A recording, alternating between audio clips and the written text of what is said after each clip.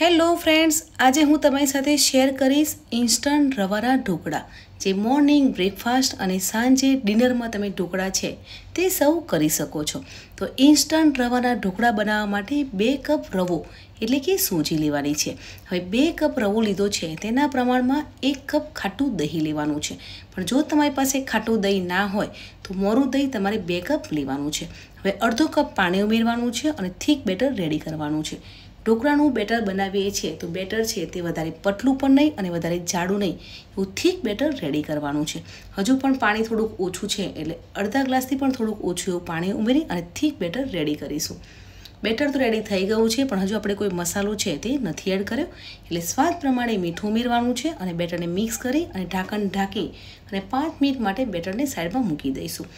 હવે બજારમાં જે ઢોકળા મળતા હોય છે તે એકદમ રૂ જેવા પોચા હોય છે અને તેવા જ રૂ જેવા પોચા ઢોકળા છે તે આજે આપણે ઘરે બનાવવાના છે. તો ફ્રેન્ડ્સ, એકદમ રૂ જેવા પોચા ઢોકળા બનાવવા માટે પેનમાં 1 ચમચી તેલ લેવાનું છે. તેલ ગરમ થઈ જાય પછી ચપટી હિંગ ઉમેરવાની છે અને પછી 3 ચમચી પાણી ઉમેરવાનું છે. પાણી ઉમેરી તો પાણી છે તે એકદમ ગરમ હશે એટલે પાણી ઉકળશે. હવે આ જ પાણીમાં આપણે અડધી ચમચી જેટલા લીંબુના ફૂલ ઉમેરવાના છે અને અડધી ચમચીથી પણ થોડુંક ઓછું એવું ખાવાના સોડા ઉમેરવાના છે. જે મીઠા સોડા આવે છે તે ઉમેરવાના છે. આ રીતે આપણે મીઠા સોડા ઉમેરી અને બેટરમાં ઉમેરીએ છીએ તો ઢોકળા છે તે એકદમ રૂ જેવા પોચા બનીને તૈયાર થાય છે. તમે જોઈ શકો છો કે પાણી અને તેલ છે તે સરસ એવું ઉકળી ગયું છે. તો ગેસને બંધ કરી અને વઘાર છે તે બેટરમાં લઈ લેવાનું છે. હવે અહીંયા મેં 2 લીલા મરચાં અને આદુને ક્રશ કર્યું છે તે પણ ઉમેરી અને સારી રીતે મિક્સ કરી લેવાનું છે. તીખાશ તમારે વધારે જોઈતી હોય તો લીલા મરચાં છે તે તમારે વધારે એડ કરવાના છે.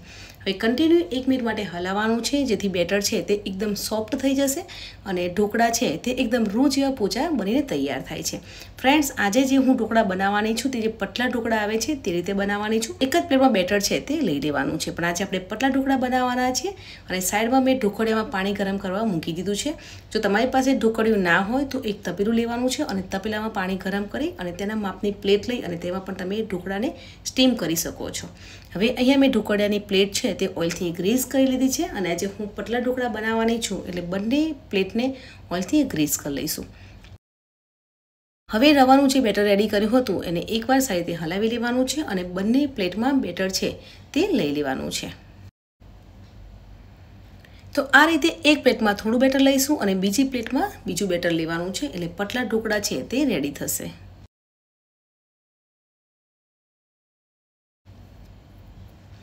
તો બંને પ્લેટમાં સરસ એવું બેટર છે તે આપણે લઈ લીધું છે અને પાણી પણ ગરમ થઈ ગયું છે. તો બંને પ્લેટને સ્ટીમ કરવા મૂકી દેવાનું છે. અહીંયા ઢોકળાને સ્ટીમ કરતાં 10 મિનિટ જેવો સમય લાગે છે. તો ઢોકળા છે તે પરફેક્ટ સ્ટીમ થઈ જશે. 10 મિનિટ જેવું થઈ ગયું છે. આપણે ઢોકળા થઈ ગયા છે કે નહીં તે ચેક કરી લઈશું. ચપ્પુથી આ રીતે કટ લગાવશો તો ચપ્પુ ક્લીન આવે તો તમારે સમજી લેવાનું કે ઢોકળા છે તે સરસ એવા સ્ટીમ થઈ ગયા છે. તો આપણું ચપ્પુ છે તે એકદમ ક્લીન આવ્યું છે. તો પ્લેટને બહાર લઈ લેવાની છે અને ઠંડી થવા દેવાની છે. આ રીતે બીજી પ્લેટને પણ ઠંડી થઈ ગઈ છે. તો હવે તેને કટ લગાવી લેવાની છે એટલે ઢોકળા જે બનાવ્યા છે તેને ચોરસ પીસમાં કટ કરી લઈશું.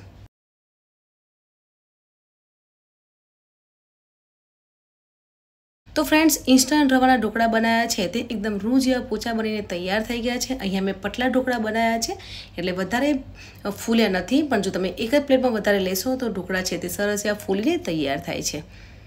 હું તમને બહાર કાઢીને પણ બતાવીશ કે એકદમ સોફ્ટ અને રૂ જેવા ઢોકળા છે તે બનીને તૈયાર થયા છે. તો બંને પ્લેટના ઢોકળા તો બનીને તૈયાર થઈ ગયા છે. તો હવે ઢોકળાને ટેસ્ટી બનાવવા માટે વઘાર કરવાનો છે.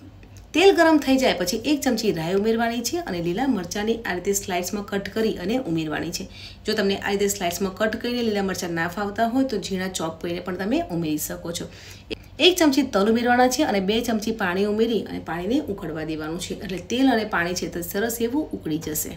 ઇન્સ્ટન્ટ રવાના ઢોકળા બનાવ્યા છે તેનો વઘાર છે તે બનીને તૈયાર થઈ ગયો છે. તો ગેસને બંધ કરી અને જે ઢોકળા રેડી કર્યા છે તેની પર વઘાર છે તે લઈ લઈશું. તો મોર્નિંગમાં ખાઈ શકાય અને સાંજે ડિનરમાં પણ તમે સર્વ કરી શકો તેવા ઇન્સ્ટન્ટ રવાના ઢોકળા છે તે બનીને તૈયાર થઈ ગયા છે. ફ્રેન્ડ્સ, તમે જરૂરથી ટ્રાય કરજો. ઇન્સ્ટન્ટ ઢોકળા છે તે એકદમ ટેસ્ટી અને રૂ જેવા પોચા બનીને તૈયાર થાય છે. સાંજે બાળકોને ભૂખ લાગી હોય તો તમે આવા ઇન્સ્ટન્ટ ઢોકળા છે તે બાળકોને સર્વ કરી શકો છો. ઇન્સ્ટન્ટ રવાના ઢોકળા છે તે બનીને તૈયાર થઈ ગયા છે. તો ઢોકળાની ઉપર લીલા દાણા ઉમેરી અને ઢોકળાને સર્વિંગ પ્લેટમાં સર્વ કરીશું. તો મોર્નિંગ બ્રેકફાસ્ટમાં અને સાંજે ડિનરમાં ખાઈ શકાય તેવા રૂ જેવા પોચા ઇન્સ્ટન્ટ રવાના ઢોકળા છે તે બનીને તૈયાર થઈ ગયા છે. ઢોકળા સાથે મેં ટોમેટો કેચઅપ સર્વ કર્યો છે, પણ તમારે ગ્રીન ચટણી સર્વ કરવી હોય તો પણ તમે કરી શકો છો. તો પરફેક્ટ માપ સાથે ખાઈ શકાય તેવા રૂ જેવા પોચા ઇન્સ્ટન્ટ રવાના ઢોકળાની રેસીપી તમને કેવી લાગી કમેન્ટ સેક્શનમાં જરૂર જણાવજો. વિડીયોને લાઇક કરો, શેર કરો और ચેનલને સબસ્ક્રાઈબ કરવાનું ભૂલશો નહીં. મળીએ છીએ નવી આસાન રેસીપી સાથે. ત્યાં સુધી બાય બાય, ટેક કેર, જય શ્રી કૃષ્ણ.